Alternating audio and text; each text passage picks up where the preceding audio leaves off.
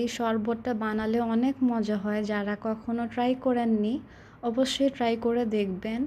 বাঙ্গির শরবত আখের গুড় দিয়ে আমার খুবই পছন্দ এবং আমাদের বাসার সবারই অনেক বেশি পছন্দ।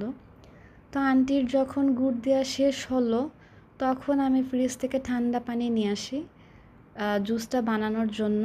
আমি তো আসলে ঠান্ডা পানি ছাড়া কখনোই খাই না। শীতের দিনও দেখা যায় আমার ঠান্ডা পানি অলওয়েজ চলতে থাকে। তো এই গরমে তো অবশ্যই ঠান্ডা পানি ছাড়া সম্ভবই না। মোস্ট অফ দ্য টাইম দেখা যায় যে আমার আসলে গলা ভাঙ্গা থাকে, কারণ হচ্ছে অতিরিক্ত পরিমাণে বরফ আর ঠান্ডা পানি খাওয়ার কারণে।